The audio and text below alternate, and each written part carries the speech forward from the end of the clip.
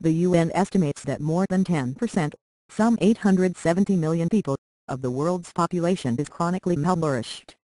Yet the number of overweight people is even higher, about 1.4 billion.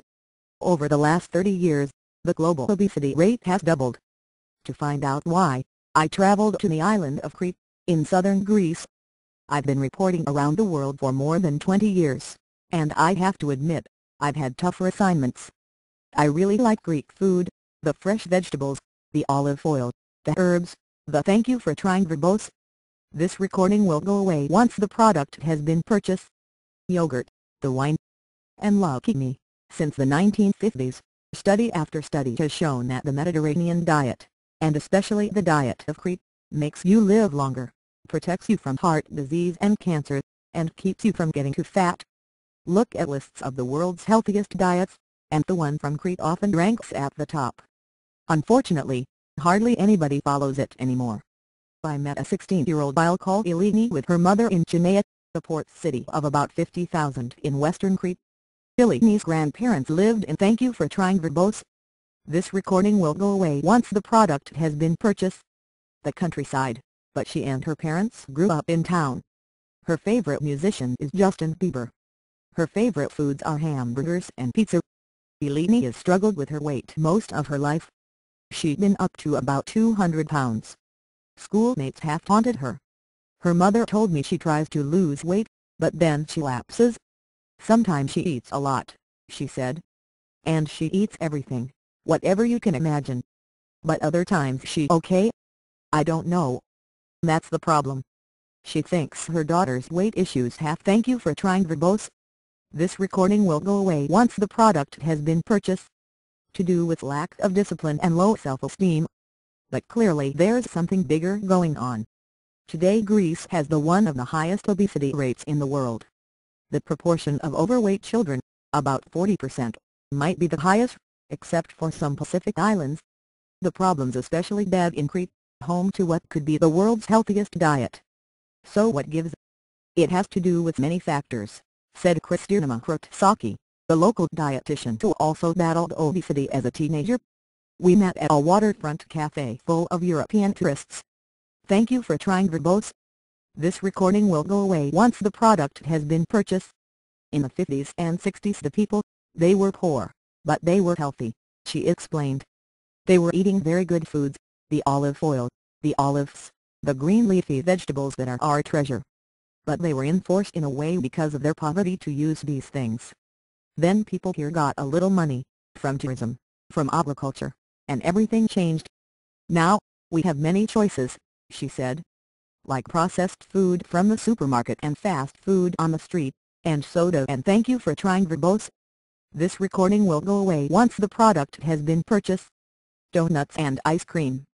All of it cheaper to buy, easier to prepare, and, especially for children, harder to resist, than what grandma used to make. And then there's the marketing. The relentless bombardment of ads aimed at kids for products like soft drinks and breakfast cereal and processed meat. Before I left for Crete I spoke with Marion Nessel, the nutritionist at New York University whose books include What to Eat and Why Calories Count. World trade has opened up a world marketplace in food that's like nothing the world had never seen. Thank you for trying verbose. This recording will go away once the product has been purchased. Before, she said. She told me nearly every society is going through what Crete has gone through, even in places where hunger is still endemic. It's known as the nutrition transition. The nutrition transition happens very quickly, she said. As soon as people get money, they start buying more meat and more processed foods. Well, that's fine if you don't eat too much of it. The problem is that we as humans, when we're confronted with large amounts of delicious food, we eat large amounts of food. There is some disagreement among nutrition. Thank you for trying verbose. This recording will go away once the product has been purchased. Experts on the exact causes of obesity. Nessel believes it is mainly a question of calories in and calories out. If we eat too much and exercise too little, we're bound to get fat. Others think the types of things we eat matter more than the amount.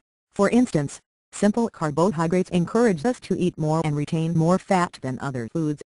The traditional Cretan diet is high in fat, mostly from olive oil, yet people who adhere to it rarely became obese.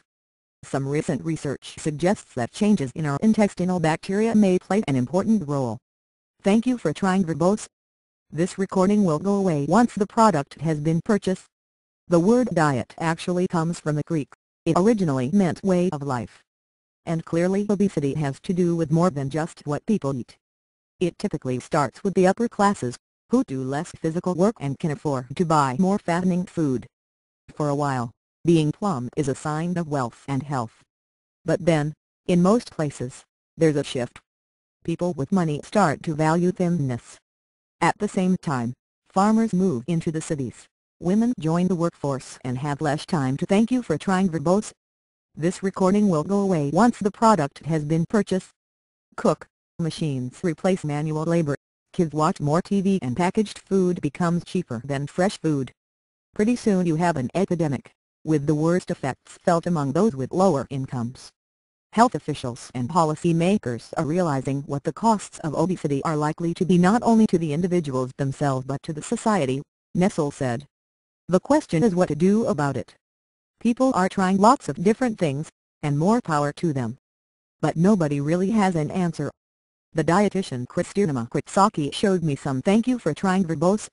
This recording will go away once the product has been purchased. Of the things people are trying in Crete, a burger chain has started serving things like freshly squeezed juice and turkey wraps.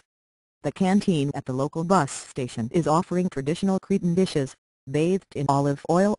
The Association of School Snack Bar Operators has told its members to cut out the sweets and sodas at the kiosks they rent, and most have complied. But all those things are voluntary. To find out what the government's up to, Kritsaki and I dropped in on the mayor of Chennai, Emma Skolakis. He is a doctor who served thank you for trying verbose. This recording will go away once the product has been purchased. Several terms as Greece's Deputy Minister of Health. It had been a rough week. On the day we met, the city's workers were on strike. The day before that it was the teachers. Skolakis said the obesity crisis was of great personal interest to him. That was why he was willing to see me. He told me the city sponsors exercise programs and a local food festival, where people could talk with chefs and sample traditional cuisine. Last spring it helped organize visits by 14 dietitians to some of the schools. But money thank you for trying verbose. This recording will go away once the product has been purchased. Is tight. Beyond rallying volunteers, he said, there's not much the government can do. That's especially true now, with Greece in crisis. Unemployment is 25% and people are marching in the streets. I asked everyone I met if they thought the economic troubles may have a silver lining, sending people back to the old ways, eating fruits and vegetables and dessert just on Sundays.